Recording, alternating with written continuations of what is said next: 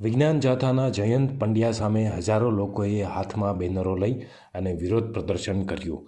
બનાસકાંઠાના થરામાં વિજ્ઞાન જાથાના જયંત પંડ્યા સામે હજારો લોકોએ હાથમાં બેનર લઈ અને વિરોધ પ્રદર્શન કરી ભુવાજી વાઘજીને ધૂણતા રોકવા માટેની ચેલેન્જ આપી હતી। 3 દિવસ પહેલાં વિજ્ઞાન જાથાના જયંત પંડ્યા અને તેની ટીમ થરા પહોંચી હતી અને તેમણે થરાના ભુવાજી વઘાજીને દોરાધાગા કરી લોકોમાં અંધશ્રદ્ધા ફેલાવતા હોવાનો આક્ષેપ કરીને તેમને પકડી પાડ્યા હતા અને તે બાદ ભુવાજી વિરુદ્ધ થરા પોલીસ મથકે અરજી આપીને તેમને થરા પોલીસ મથકે લઈ જવાયા હતા, જ્યાં ભુવાજીએ હવે હું આવું કામ નહીં કરું તેવું કહીને હાથમાં બેનર લઈ અને માફી માગી હતી। જે બાદ ભુવાજીને છોડી મુકાયા હતા। જોકે તે બાદ ભુવાજીના સમર્થકો ઉમટી પડ્યા હતા અને જયંત પંડ્યાએ ભુવાજી સાથે ખોટું કર્યાનો આક્ષેપ કરી અને પૂનમના દિવસે ભુવાજી થરાના સિકોતર માતાના મંદિરે ધૂણશે અને જો જયંત પંડ્યામાં તાકાત હોય તો આવીને રોકી બતાવે તેવી ચેલેન્જ આપી હતી। જેને લઈને થરામાં ભુવાજીના સમર્થન હજારો ભક્તો અને સમર્થકો પોતાના હાથમાં વિવિધ બેનરો અને પોસ્ટરો લઈને ઉમટી પડ્યા હતા। સાહેબ, મામલો હાવ ખોટો કર્યો છે એને મારા માથે। હું તાંત્રિક વિધિ કરતો નથી અને કોઈ દિવસ કરીએ નથી। મને ખબર પડતી નથી તાંત્રિક વિધિ કેને કહેવાય।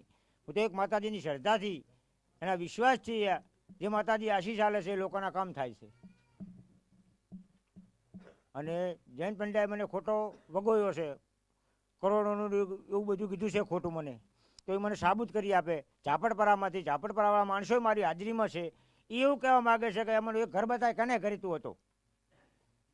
જયંત પંડ્યા આવું ખોટું કરે છે મારા માથે। મેં એમનું શું બગાડ્યું છે એ મને બનાસકાંઠામાં સાબુત કરી આપે। અત્યારે લોકો એકત્રિત થયા છે, શું કારણ છે? હે, લોકો એકત્રિત થયા છે, આજે ધૂણવાના છો તમે? હા, આજે ધૂણવાનો છું, ધૂણવાનો છું, ધૂણવાનો છું, ધૂણવાનો છું। જયંત પંડ્યા એવું કહ્યું છે કે હું પોલીસને પણ મોકલું છું, તો મોકલી દો, પોલીસને મોકલી દો। હું ક્યાં ખોટું કરું છું?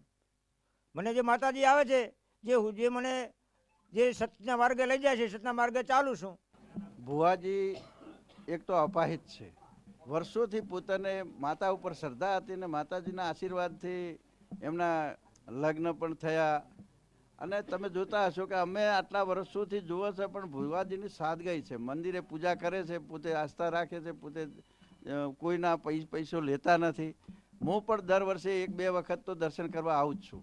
અને માતાજીની શ્રદ્ધાથી જેને કોઈને હાજુ થાય તો પોતાને કોઈ મોદગી હોય કે બીજું હોય કે કોઈ ઘરનું હોય કે એવા કામો માતાજીની શ્રદ્ધા રાખીને લોકો આવે, એમને ભુવાજી કહેતા હોય છે કે માતાજી તમારું સારું કરશે ને માતાજીનું સારું કરે તો કૂતરાને રોટલા નોખજો કે આવું કંઈ કહે છે, પણ પૈસાની માગણી કરતાં કોઈ દડો હજી કોઈ પ્રશ્ન આવ્યો નથી। અહીંયા કોઈ એવું કાર્ય થતું નથી, ભુવાજી એવું કાર્ય કરતા નથી। ભુવાજી અહીંયા 200-300 ઘરની વચ્ચે રહે છે, લોકો બધા એમને બચપનથી જાણે છે અને એ એમની 20 વર્ષની ઉંમરથી માતાજીના ભુવાજી છે। એ અત્યારે એમને 30-50 વર્ષની એમની ઉંમર થઈ છે। આવી કોઈ ઘટના એવું પૈસા લેતા હોય કે એવું કંઈ છે નહીં। આ મંદિરનો ખર્ચ એ અમારો પરિવાર છે ને, અમે આખો અમારો સુથાર પરિવાર આ મંદિરની પણ દીવા કે જ્યોત કે અમે કોઈનો એમાં પણ પૈસો લેતા નથી।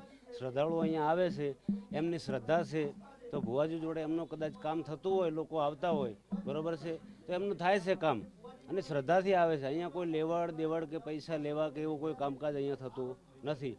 અને પૈસા લેતા કદાચ હોત તો ભુવાજી જોડે ગાડી બંગલા ને એવું બધું હોત। અત્યારે ભુવાજી પણ પોતે એમનું ગુજરાન ચલાવે છે। એક આ 2-3 વ્હીલર ગાડી છે એમની, પોતે એક તો વિકલાંગ છે અને એ પણ વર્ષોથી એકનું એક સાધન એમની જોડે છે। એવું કોઈ જગ્યાએ તમે આટલા એરિયામાં આજુબાજુ પૂછીને ફરી શકો છો, જેટલા શ્રદ્ધાળુઓ આવે એમને પણ તમે પૂછી શકો છો કે આવી કોઈ ઘટના બની હોય, બરાબર છે।